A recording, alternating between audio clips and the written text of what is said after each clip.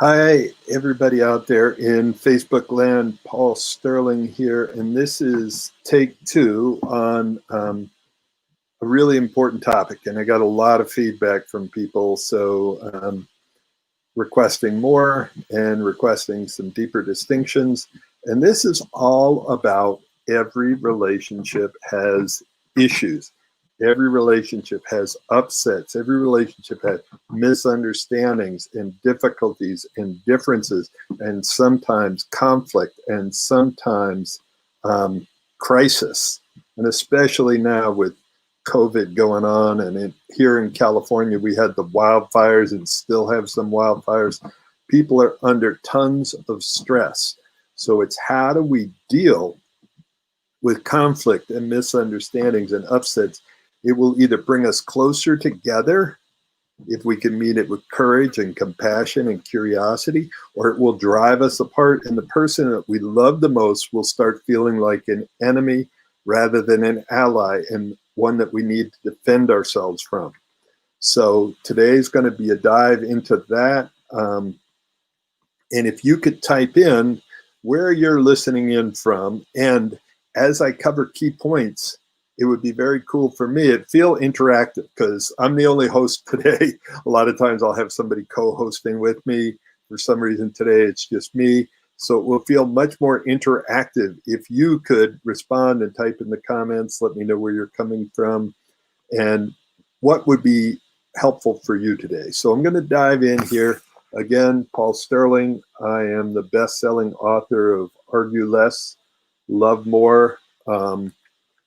It was a bestseller on Amazon in anywhere from among the therapists and the couples. So I felt really proud of that.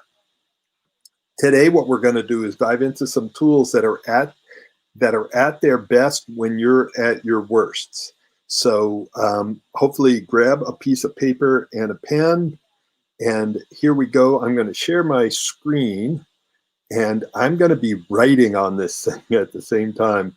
And hi, Michelle from Tampa. Thank you so much for tuning in. Hopefully you've got pen and paper there, or type notes on your computer. I'm going to give you the big chunk around relationships. Almost everything you do in the relationship, either it is making a deposit or a withdrawal from the relationship account. So deposits or withdrawals. So what we're going to do is talk today about how we handle issues, difficulties, differences, decisions. Hi, Deborah. Good to see you here. Thank you so much. So here is the big picture. You have something called your ROS. That is relationship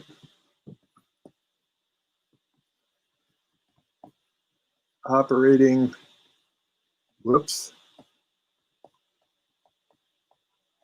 system. And by the way, I love it. If you could give me a round of applause every once in a while if I spell something right. I am dyslexic, grammatically impaired, and so writing on a screen in front of a bunch of people, boy, that can make me break out in a sweat. But I do it because I love you and I want to get this across. So today we're going to dive into the relationship operating system, because that's deciding how we deal with our issues and upsets and misunderstandings. ROS. So if you think about it, and I'm going to give you a quick example of this, and this is my cell phone. I'm sure almost everybody there has one. On my cell phone, I have about 156 different programs, and there's one operating system. Now, if I make a change in the operating system, it impacts all of the other programs. If I make a change in the program, it doesn't impact the other programs, and it doesn't impact the operating system unless it's a virus. My phone caught a virus the other week. So we had to shut it down, cleaned it out. It impacted everything. It was a major pain in the butt. So what we want to do is look at what is your relationship operating system and how does it deal with issues. And I'm being joined.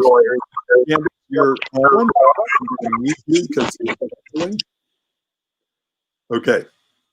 So I'll introduce Candace in a second. What we want to do today is have you look at your operating system and how it deals with issues. Does it support you or does it sabotage you?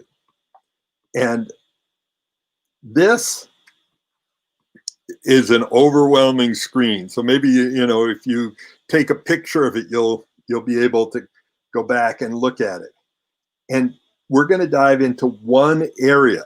So your ROS, relationship operating system, is made up of 3 parts: habits, patterns, and beliefs. Today, we're going to dive into your patterns. You have patterns that are either bonding patterns.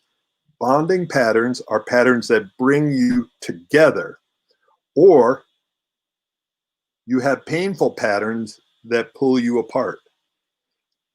It's really important to be able to recognize your patterns and be able to notice whether they're painful or bonding and be able to call them out.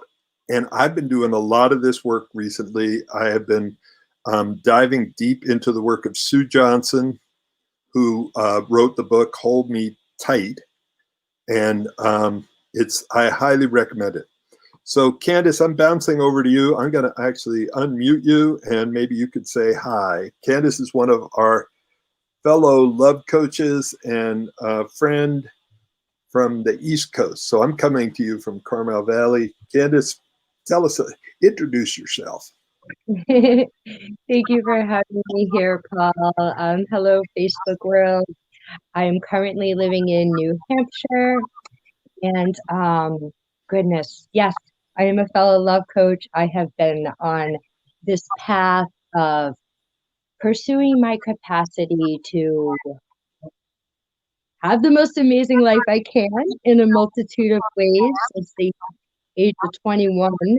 And at the age of 21, I also dove right into service and helping others heal and expand, initially with a focus on people with addiction, trauma, mental health, sexual issues.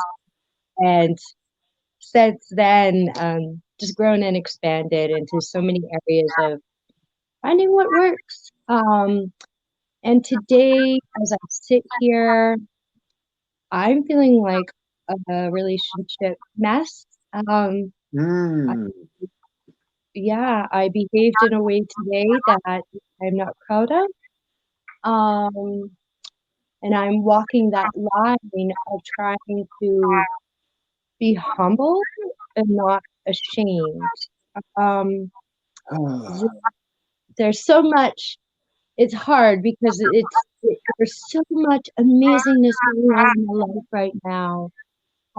But there is also massive destruction and upheaval of my relationship world and my heart and my sex center. So I'm here and I'm ready.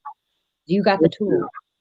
Yes, and what I want to say is that in relationships, I'll give a quick metaphor for this, and then we're going to dive in more. But I was a whitewater kayaker, and I bring this up a lot, not because, well, I'm incredibly proud that I got to, master some skills around whitewater kayaking, but I want to talk to it about it in the world of relationships. So in whitewater kayaking, well, in kayaking, there's levels 1 through 5 and actually level 6. But 1 through 5, level 1, flat lake, no ripples, no scary stuff. Level 2, you're in a river or a stream with current, but not a lot to avoid. You don't have to have big skills. Level 3, there's rocks, there's current. You need to be sharp. You can get hurt. Level 4, you better have your shit together. because it is definitely dangerous and you can get killed. Level 5 is somewhat insane, and level 6 is totally insane. Now, why I bring this up is at each level you move up, you need a different level of skills. And the recovery skills you need at level 4 and level 5 are much more intense, and you need to practice them regularly. And see, how this ties into relationships is if you're going to have a level 4 relationship, you need level 4 recovery skills. Because you're going to end up with level 4 conflicts and misunderstandings and upsets and all of that. And it's like Candace just brought up, I can bring up, just because we're love coaches doesn't mean that we don't have issues. See, the paradigm shift for people is most people have the idea that if I just fell in love with the right person, I wouldn't have conflicts or misunderstandings and life would be happily ever after. What I'm here to tell you, having done this for about over 25 years, maybe even 30 years, it doesn't work like that. I'd love it to work like that. I'd love for happily ever after. It would be so much easier if it was happily ever after. But it is difficult. It is challenging. It is some of the most challenging things I've ever done. And I was a commercial fisherman in Alaska for a long time. And this is a lot tougher than that. To be open and honest and vulnerable and courageous and not and run for the hills. So thank you, Candace, and thank you, everybody, for joining us from all around the world. And what we're going to do is look at, and Candace, maybe even you could talk about it when I bring this up, but what are the painful patterns that we get into that end up in a downward spiral where there's no getting out of it, and we feel hopeless and helpless and trapped, and we keep spiraling downward. So this is, I'm going to name some of these, and Candace, as I name them, if it sparks something and you raise your hand and we'll talk about it. And as I said earlier, Sue Johnson, who wrote the book Hold Me Tight, talks about the dances we get in. And what she's talking about, in my interpretation, is when we get triggered, where do we go? What dances do we get into? So these are a list of my dances.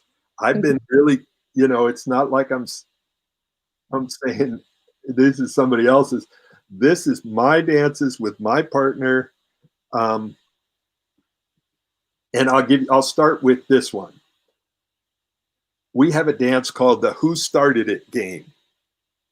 And in the Who Started It game, we start having this conversation like, no, you started it. No, you started it. No, you started. Well, when you said this, yeah, well, the reason I said that is because before that, and see, the thing is, the simple way of saying this, there's no cheese down that tunnel. There's no, like, no matter how far back we go, we're never going to get to, yes, somebody's saying blaming, etc., feeling blamed, criticized. Yeah, that's all of that. It's diving right in. And yes, Deborah's saying that she did 6 months training with her wisdom. It's like, start being able to identify the game. And here's the key thing. And see if this registers with you, Candace. This is the most important choice. So people, I'd love if somebody writes this types it in there. The most important choice, it's either me and my partner against my pattern, or it's me and my pattern against my partner. I will give you a radical example of that, and then I'm going to bounce to you, Candace. So the radical example is one of my former fiance's sister's husband was an intense alcoholic and an attorney, really smart guy. And they asked me to come in and work with him. And first meeting, it was over because he asked me this question. He says, do you think you're smarter than me and you're going to fix me? And I'm like, no, it's either you and me against your pattern, which is the alcoholism, or it's you and your alcohol against me. And in that case, I'm not even going to enter the game. It's not going to work. So we have that choice, me and my partner against the pattern, or me and my pattern against the partner. And your pattern's going to tell you, no, it's I'm with you, man. We're right. They're wrong. We're good. They're bad. We're correct. They don't know what they're talking about. We're talking about facts. They're all screwed up. So your pattern's going to want to be on your side because the pattern's scared. So Candace, tell me what's coming up for you here in all this.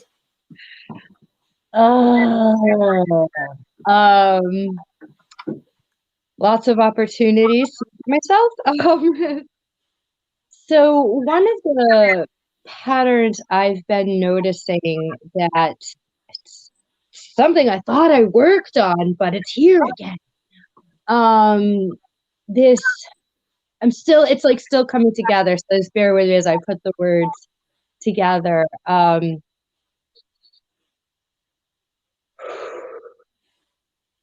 I don't know how to say what the pattern is, but it involves me making myself really small and making others really big.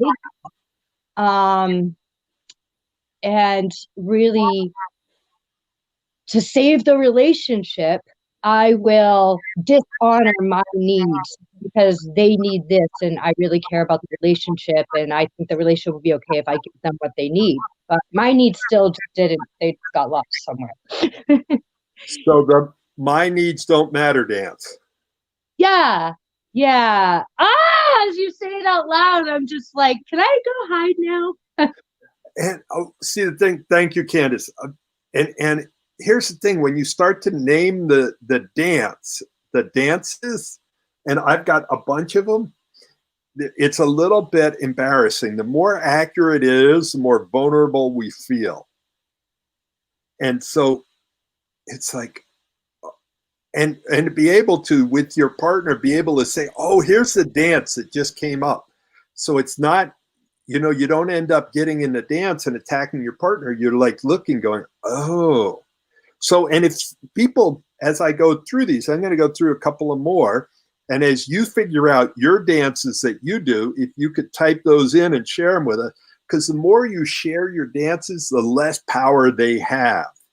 And Candace, this is a dance that I did, and it's similar to what you're saying with a different twist on it, like the tango here. I have the I'm never enough dance. And then the blame game dance, your fault, not my fault. Or I have another one called I'm scared of you dance. So I'm too afraid to actually talk about my feelings and needs. I'm going into retreat. Then we have the attack, defend, retreat dance, the right, wrong dance. These are all very similar, but I just wanted to get a bunch of them out there to see which ones they trigger you in you. And in me, it's not my fault dance. You hurt me more. If you can register to any of these. Candace, let me know what's coming up for you and here in these. More. Go ahead. I have the too much dance, and it's combined with my needs dance and with being blind. Like it just, yeah, I'm blind, I'm disabled, I'm too much, I'm too needy. Oh my God, yeah, that's a great dance.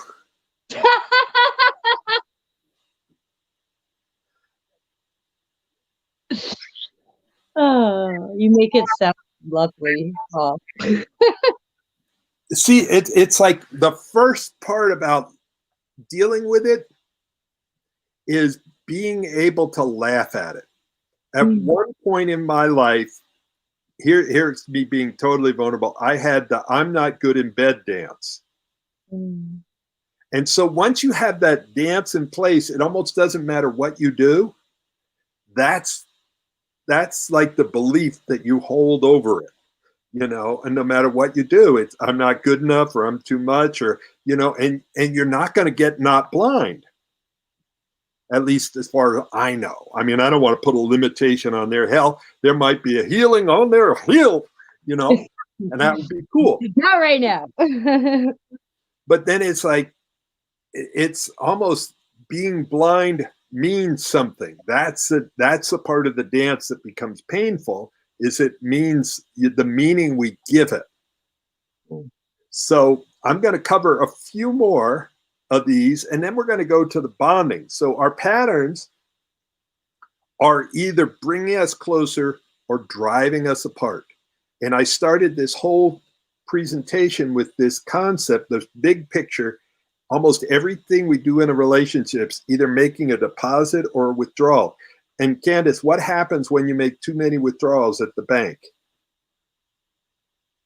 You go bankrupt. Yeah, they close your account. It's gone. Game over, account drawn, and that's the thing, is a lot of times in relationships, what happens is in the beginning, we're doing, and I'm bringing up a different picture here. So Candace, just so that you can have a picture in your head, I have two circles. I have one circle with the painful patterns, and then drawn around the circle is all these different patterns I'm describing. On the other side of the page is I have the bonding patterns. And these are patterns that bring us together. So in the beginning of the relationship, we're doing a lot of the bonding, very little of the painful, or we wouldn't go on a second date. Like if somebody's an asshole on the first date, you don't normally go on the second date. So it's only when we bonded with each other enough that we bring out the painful patterns. And what happens is, as a relationship evolves, there ends up being more and more painful patterns and less bonding patterns, until the day we make too many withdrawals and relationship over. So what we're trying to teach you here is a way of saving your relationship, how to turn it back into a powerful relationship. So bonding patterns, when we're bonding with each other, we start out, and I'll start with one of them here, which is like, you are a priority. I make my partner a priority. And the challenge is, as we're in relationship longer, I make work a priority, I make everything else a priority, and I stop making my partner a priority. And so we move from bonding to painful. The next one is we have an empathy first pattern, where we try to give them empathy before we try to fix them. These are bonding patterns. We make daily deposits. We call them, that we do something to make a deposit daily, to let them know that we love them, to give them a gift, to tell them something, to do something special for them. When they're speaking to us, and I'm going to hand it to you here in a second, Candace, what are some bonding patterns that you do? One last one I'm going to talk about is the tell me more mindset. The tell me more mindset is when they're talking, you're curious. And when they're done talking, you're like, tell me more. It's like, you're not going, oh my God, I'm glad they stopped talking. It's like, please tell me more. I want to know more. I want to hear about your dreams and your desires and your fears and your doubts. So what are some bonding patterns that you've come up with in your life? Mm. Oh, one of the sorry, I'm getting a little emotional. Taking the time to, whatever it is, finding out what are those things that makes your partner feel loved, and don't wait for them to ask you. Doing things without any reason at all. That's like a big thing. And one personal exercise I love is bathing together or watching one another, showering together, taking time to be reverent and intimate with one another's naked physical bodies and finding ways to connect physically and intimately beyond just pigeonholed intercourse. Yeah. Yeah, and the thing is, the more that you're doing those things that you just described, Candace, the more you're connecting intimately, physically, emotionally, and the more that you feel like a priority, the less important these upsets are, the less impactful they are. If you're already feeling like you're running on empty, a little thing can become a big issue. So there's something I wanted to just bring up. This is, I have these little Paulisms. But this one is, there was a book out there that said, don't sweat the small stuff. And I disagree completely. And here's what I mean by that. It's easier to deal with an acorn than with an oak tree. So when they're small, and it's not be like a pain in the ass or naggy, but it's like, deal with the little issues before they become big explosions. Honey, when you left the dishes in the sink and we had an agreement you were going to wash them, I felt like you stopped keeping your agreements, or the laundry wasn't done, or the bed wasn't made, or the little stuff.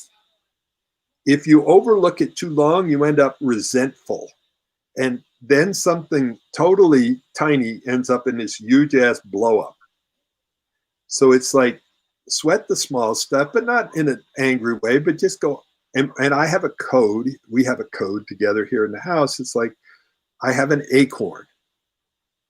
And can we talk about it? Make sure you set your partner up to win. And this is, really challenging stuff. And it takes incredible vulnerability. And I'm imagining, if I put myself in your shoes, Candace, and it's scary to ask for your needs to be met, because what if they say no? Like, when you're blind, it seems like you might not have a bunch of options. It's not like you can go, screw it, I'll just go do it myself. I'll go do whatever that is. Yeah. I was actually talking to another friend that has the same vision impairment I have about this today. And, when there's issues in a relationship, for me, that means now, you may have been getting my groceries. Now I lose access to groceries. You know what I mean? Like, Exactly. For death. yeah, there's realistic needs that I'm not able, things I can't do on my own, I need help with, and I'm reliant on others. And when they don't show up, yeah. Yeah. And it means something very different for you than it does for somebody else. Yeah. And to be able to talk about that and it's very interesting how courageous it takes, how much courage it takes to be voluntarily vulnerable versus diving right in and going, you selfish asshole, how come you didn't keep your agreements and meet my needs, and full on attack. Tempting, just very ineffective. So I'm going to bring up a few more of the bonding, and then bounce back to what I'm bouncing between the painful patterns and the bonding patterns, so you can go, oh, I want more of those and less of those. So another bonding pattern that would fit right in there, Candace, is one that's like, how can I help you meet your precious needs? And I've told that to my partner, and it's like, you're the first person who ever said that, asked me that. And then another thing that creates bonding is clear, doable requests. Would you be willing to do this? Would you be willing to do that? And by the way, I love people are typing in all sorts of different comments. Thank you very much. And some of them I can't see because this is going out on like 5 different. It's my friend Debbie G from Spirituality Gone Wild. It's on hers. It's on mine. It's on Scott Thomas's Love Coach Academy. So if I don't see your answers or questions right now, I promise I will get to them after the course is over, because I can't go wandering around looking for them now. But I will answer any question and get back to you. So the next one, what can I do for you? And another one that's not on there is, this is when somebody gets really triggered. We're going to dive into that. But what can I do to make you feel safe right now? So, Candace, did any of those resonate with you before we bounce back to the painful ones? All of them really, and just the importance of having this language. It's sometimes, I think one of the things I want to say, this is stretchy, this is edgy, but man, I'll never forget the first few times I had somebody ask me these very key questions when I was in very vulnerable, needy moments, and how much it meant to me. Yeah. Yeah, and to be able to meet your partner, one other one there, with compassion, courage, and curiosity. To just lean in. And it's like the temptation is to want to fix. Especially, it's called maleitis. It's a masculine energy. When the feminine is in pain, the masculine wants to fix it. And it's like when Candace expressed her pain a minute ago, rather than fixing it, I leaned in with compassion and curiosity and tried to just hold space and be there rather than offer a bunch of advice or run for the hills.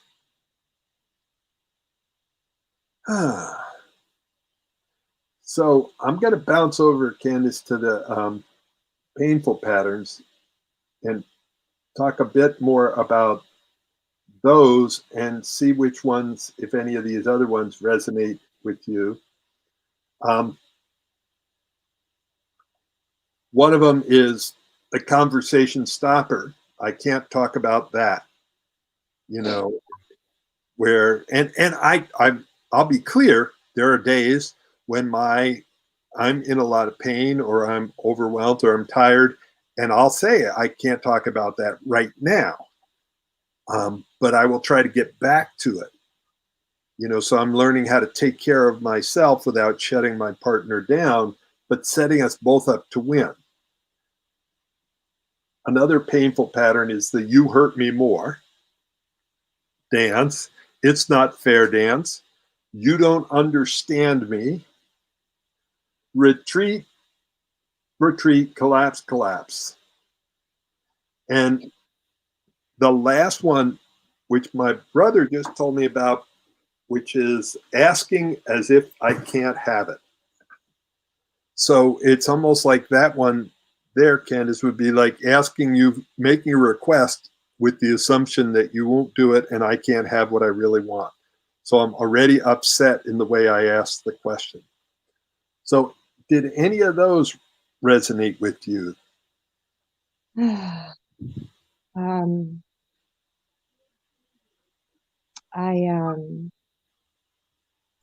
lot of them did. Because I have an experience that happened today. It's like it's like I'm going through a mental checklist. Like, yep, did that. Yep, to that. No, they did that. No, I didn't do that. No, they did that. I'm trying, but I'm sitting here taking a little relationship inventory and trying to look at my part in some really icky behavior today. And freaking hard because there's this big reality of like, no matter what, like, I have responsibility to take, but there's also all these other points of reflection. I think my question right now, I'm stuck in a question, how do you get past that place when you made a mistake, to be able to really look at yourself when you're feeling like, you're sitting here watching the show and you're just like on the painful checklist and you're just getting it all. You're like, yeah. What would you say to people that are feeling that way right now? Well, if you think about it, how does a kid learn how to walk? And would you take a kid that just falling on its face and you sit him down and you say, honey, do not try to walk again until you get it right. Stop all of this making mistakes. It's painful. It's awful. I can't stand watching you fall on your face time and time again because I love you too much. Sit on your ass and stop trying.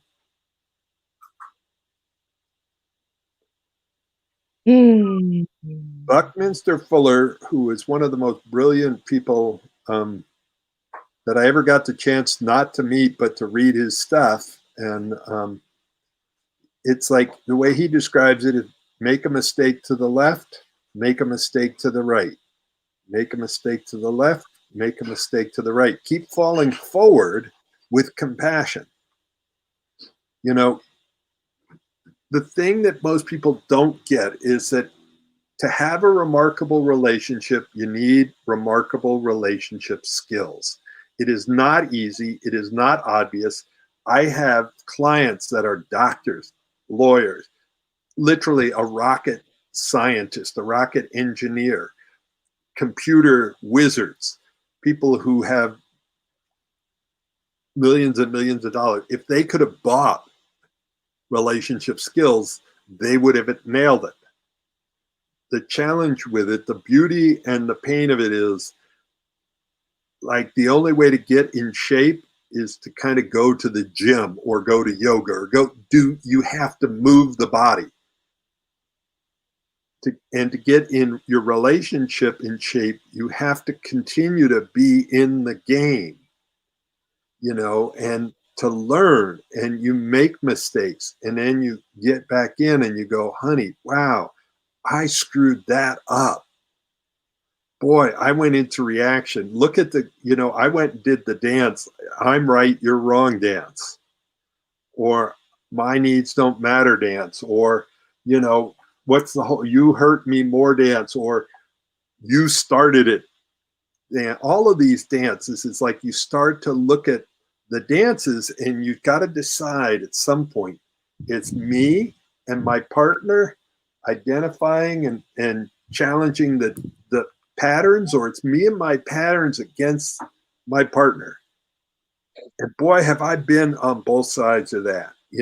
This is, if it was easy and obvious, everybody would have remarkable relationships. How are you doing there, Candace? I'm doing. Yeah, I'm very happy I found the thing to get on here and just processing my feelings and there's this other inquiry that's coming through around um you know mm, how do you what if the person that you're trying to go to relationship gym, like you're going to the relationship gym for yourself, right? This is what we're doing this for us. We relate to the entire world. But if you're putting energy and effort into a relationship and someone else isn't putting the energy, they're not going to the relationship gym. how do you navigating, like, I'm like, we're speaking two different languages, basically. That's what it, that's what I've learned, like, after being in this for, however many years now, I've learned I can't relate to just everybody because we don't all have this language. We don't have relationship skills. And there's this, that it can be challenging. That doesn't mean that person's any less worthy of love and isn't any less amazing, but there is a reality. We have two different languages we're working with here. And how do you And work with that? well, part of it is to look at what's the purpose of the relationship. You going to the gym, if you think about going to the gym and lifting weights, and by the way, just so that you know, the people are joining us as we're moving along here, and the people who are joining, we are not talking about working out here, although it sounds like it. We're really talking about how do you deal with relationship issues. But when you go to the gym and build a muscle, you're pushing against resistance. The weight isn't cooperating with you. The weight is resisting against you. Gravity is resisting against you. In a lot of relationships, part of your growth is when your partner is resisting and you're developing it. Now, there's different levels of, like I said early on, I'm a whitewater kayaker. There's levels 1 through 5. You can't go on a class 5 river with class 1 skills. You will literally probably get killed. You can't even go on a class 5 river with class 3 skills. You need to have class 4 or 5 skills.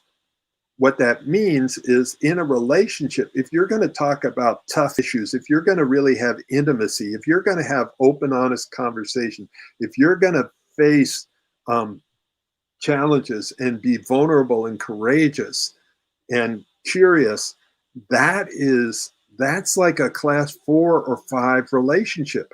A lot of people will never get there, have no interest in getting there, and it's fine. People don't, not everybody's set up to do a class 5 rapid, and I'm terrified a lot of the times when I'm in class 5. I'm scared in class 4, and I'm pretty comfortable in class 3. So there you go. And in my relationship, probably, I could say there are days that terrified at class 5. I'm like, oh my God. And dealing with class 4, comfortable with class 3. So find somebody. And Candace, this is the last thing I'll say about this is, if you think about it, if you drew a pyramid or a triangle and divided it into 3 pieces, the bottom is the biggest, the middle, and then this little pointy top. The bottom is, there's 3 purposes for being in a relationship. The bottom one, survival. It was survival of the species, survival of me. If I wasn't part of a tribe, I would die out in the desert or in the forest or wherever. So my relationship was about survival. And there are plenty of people who have those today. They don't like each other. They don't love each other, but they're not getting a divorce.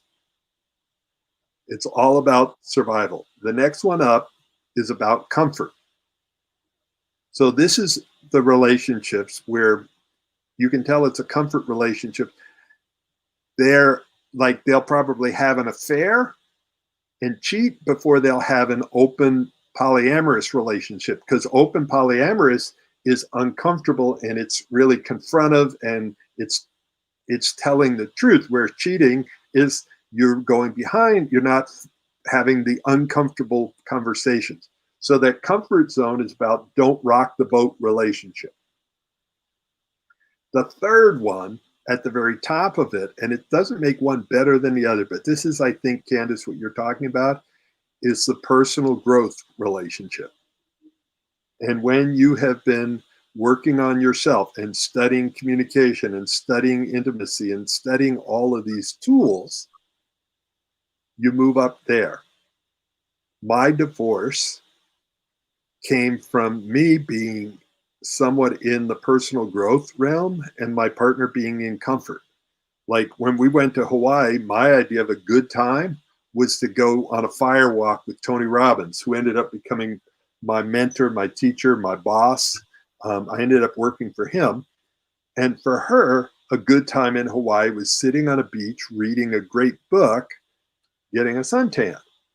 Nothing wrong with either of those. But the problem is it pulled us apart. She was always stretching as far as she could towards me, and I stretched towards her, and it ended up ending us. And that was probably 20 some years ago. We're still friends. We just had very different reasons for being in a relationship. So hopefully that answered your question. And I'd love to hear what people are getting out of this conversation, if you could type it in. Yeah,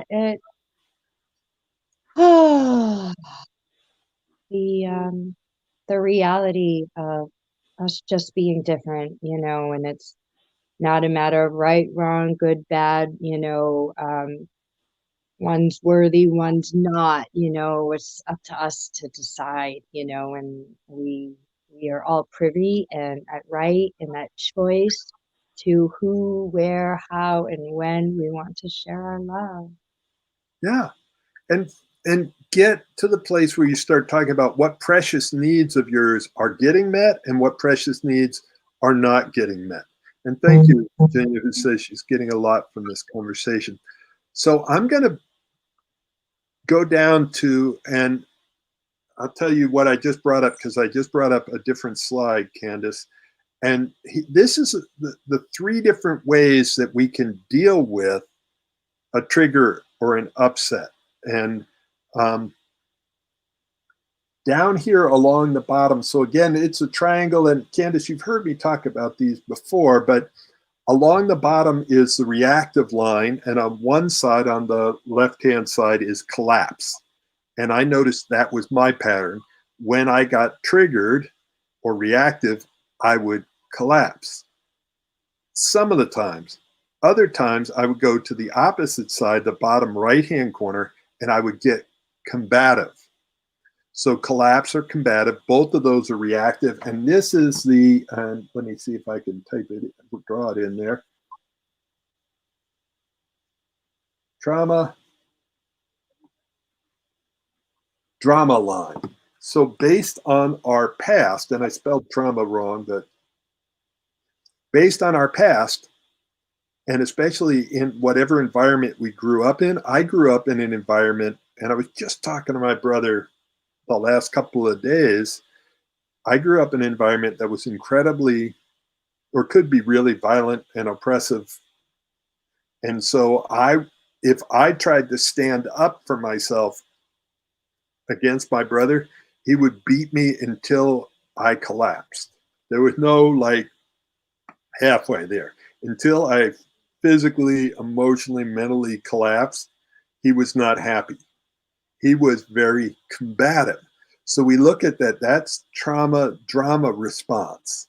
And that's happens for a lot of people unless you're consciously going, I want to be responsive. And that the top of the pyramid is when we behave courageously to come from your heart. Courage comes from liqueur, comes from the heart. So how do we come from our heart, and how do we get compassionate? And the whole idea here, and there's a line across the middle of this triangle, below the line is reactive, above the line is responsive. How do we get to be responsive and not reactive? And how do we be compassionate? Like it's embarrassing. I'm ashamed. I'm 6'3", 200 and probably 30 pounds. I am a big guy in pretty good physical shape. Collapsing is not, I'm not like proud of that. I didn't even know I did it. It was invisible to me. That's the thing about our patterns. They're invisible to us until somehow life points it out for us.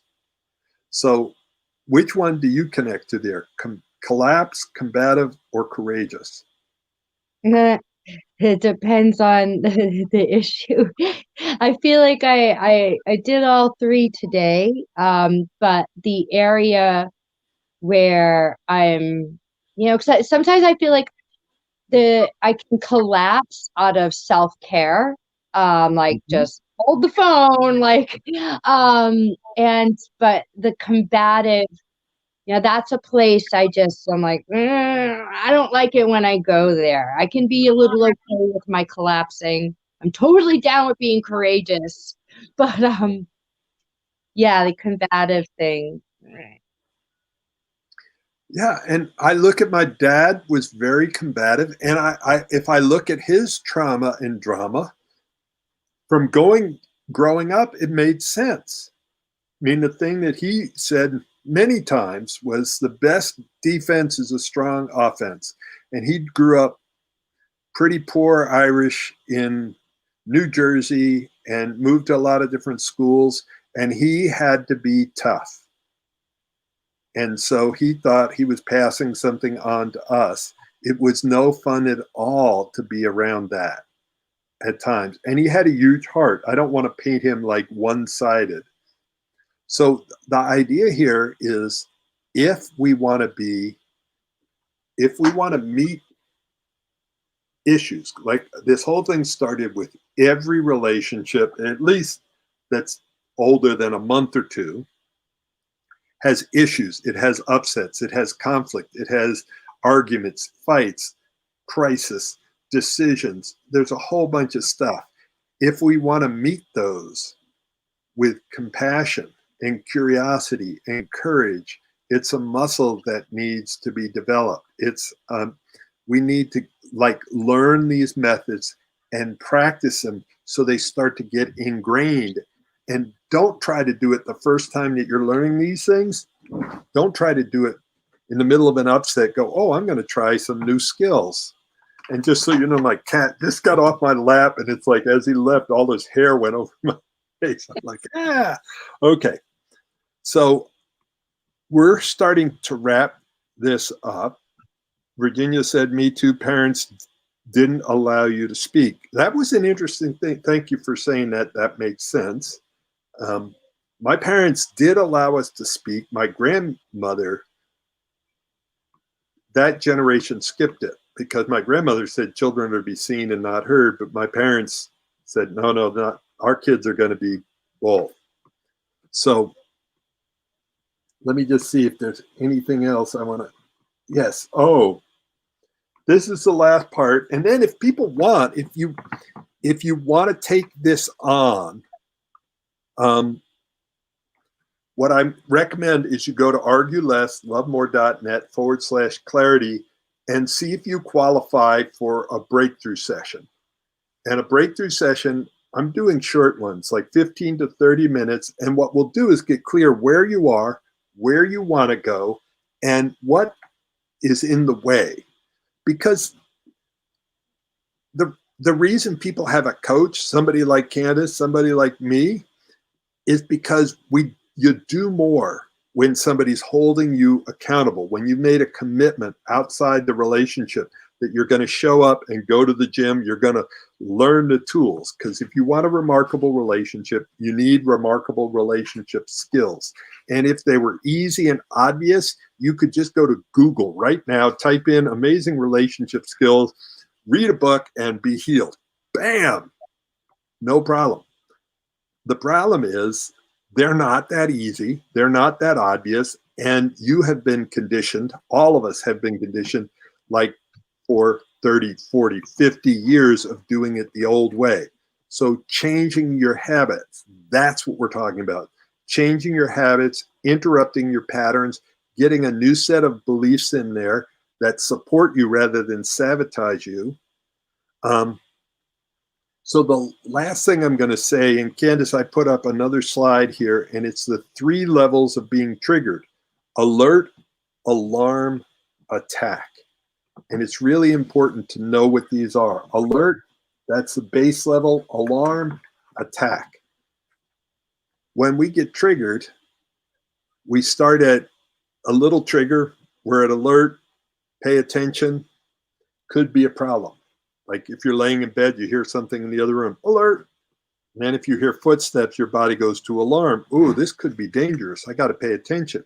And then attack is when I know it's hard to see right now. Attack, fight, flight, freeze. So that's where it goes. Now, the important thing is to catch it early, either in alert or alarm, because once you're in attack, you're looking for who's the enemy. You've moved into your reptile brain or your crocodile brain, and you're looking for who's the enemy, who's the ally, where's the danger, and it's time to attack. So that's it from me. We've covered a lot, and there's still a lot more. If you're interested, see if you qualify, go to arguelesslovemore.net/clarity, fill out a survey, a quiz, and then get a hold of me. And we'll talk about it and see whether or not I'm somebody you want to work with. Because it's an investment of time, energy, money to work with somebody. Is your relationship worth saving? Is this problem worth solving? Is it worth it to have those kinds of relationship skills? So thank you, everybody. Candace, what do you want to say in closing here? Just thank you, Paul, and to everyone here. Yes, practice, practice, practice. Give yourself lots of permission for making mistakes. It's gonna happen, and yeah, we just don't know unless we know, and we ain't gonna figure it out unless we give it a whirl. So, yeah. I'm giving you 2 thumbs up, Candace. I don't. Thank you. So yeah, there you go. And thank you, everybody. It would be really sweet if you type in what you got from this. If you could put in one sentence in there, what do you get from this whole conversation? And I will go through and check them all. Thank you so much. Thank you, Candace, for jumping on. It always is a joy. And thank you for everybody that was so interactive. Have a great day. We will talk to you later.